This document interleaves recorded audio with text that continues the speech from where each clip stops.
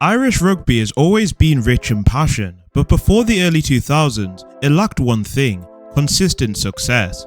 That all changed with one man, Brian O'Driscoll, a player whose name became synonymous with brilliance, leadership and revolution.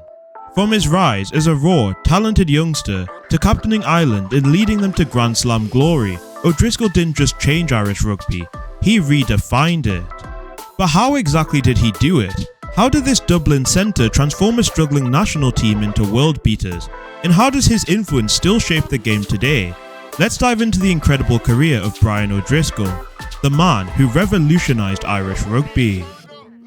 Born on the 21st of January 1979 in Dublin, Brian O'Driscoll was destined for sporting greatness. His father, Frank O'Driscoll, had played for Ireland, so rugby was in his blood, but young Brian wasn't immediately seen as a superstar. Growing up, he honed his skills at Blackrock College, a school known for producing top rugby talent. However, he wasn't the biggest or fastest. His strength lay in his vision, agility and sheer determination. By the late 90s, he was already making waves at the under-21 level, and in 1999, at just 20 years old, he made his senior debut for Ireland. Little did anyone know, a legend had just begun his journey. If there was a single moment that announced Brian O'Driscoll to the world, it was this, the 19th of March 2000. Ireland faced France in Paris, a place where they hadn't won in 28 years. But that day, a 21-year-old O'Driscoll tore through the French defence, scoring a stunning hat-trick of tries. And through the hands, O'Driscoll's in! Wonderful try by Brian O'Driscoll. Ireland in need of a score.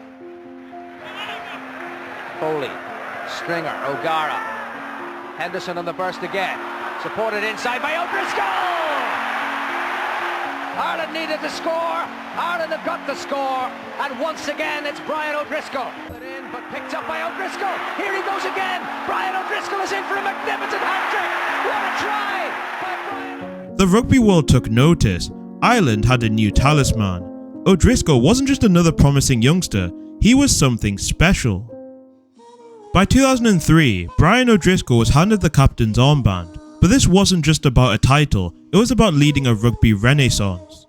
Ireland, under his leadership, became a team no one could ignore. The early 2000s saw a golden generation of Irish players emerge: Ronan O'Gara, Paul O'Connell, Gordon Darcy and Peter Stringer, but it was O'Driscoll who held it all together.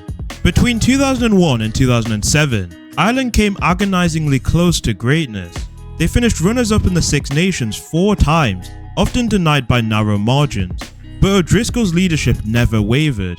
His dynamic attacking runs, bone-crunching tackles and unrelenting belief began to shape Irish rugby's identity, no longer hopeful but expectant. Then came 2009. The 2009 Six Nations was different. From the opening game against France, where Ireland's clinical performance set the tone, there was a feeling this could be the year.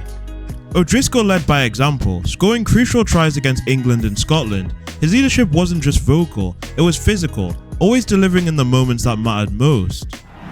Sees what's up next. It's O'Driscoll! Brian O'Driscoll! But the defining moment came in the Grand Slam decider in Cardiff against Wales. Ireland had not claimed a Grand Slam since 1948. The weight of history was crushing. With minutes to go, Ronan O'Gara slotted a nerveless drop goal to put Ireland ahead. Drop it goal! Grand Slam at stake! He's got it!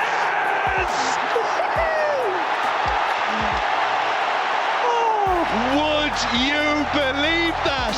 But in the dying seconds, Wales had a chance to snatch it. A long-range penalty. It's come down to this.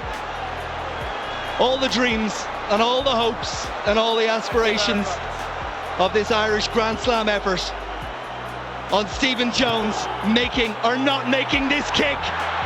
Has it? Has not made it.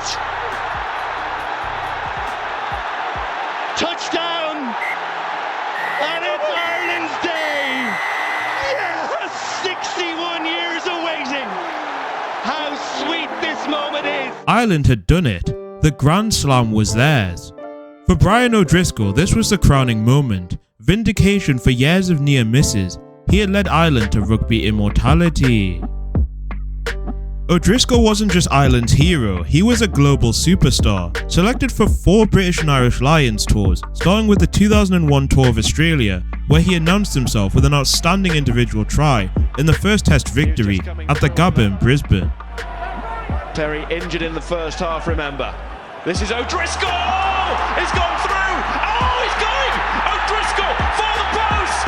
Brian O'Driscoll! Oh, you beauty! Then 4 years later, he was expected to captain them in 2005, but then tragedy struck. A dangerous tackle dislocated his shoulder, ending his tour just minutes into the first test. The rugby world was outraged. O'Driscoll's Lions dream had been cruelly snatched away.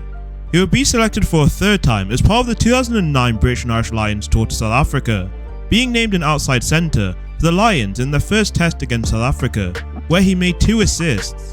Then tragedy struck again as O'Driscoll was forced to withdraw from the tour before the final test due to a head injury and subsequent concussion he suffered in the 2nd test.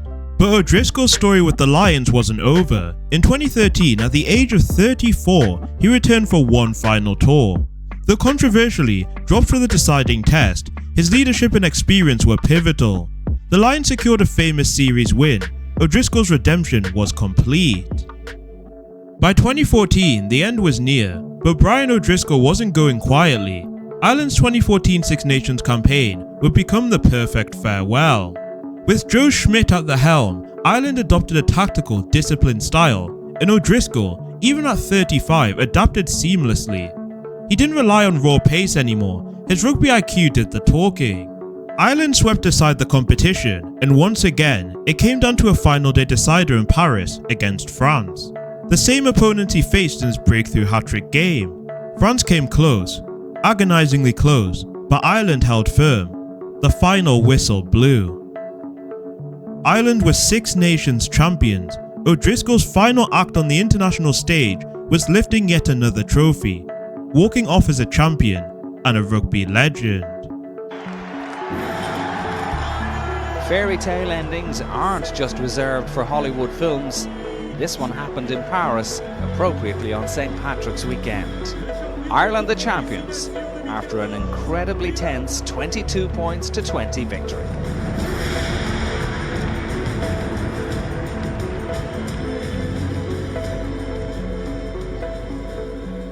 Retirement didn't mean stepping away from the game.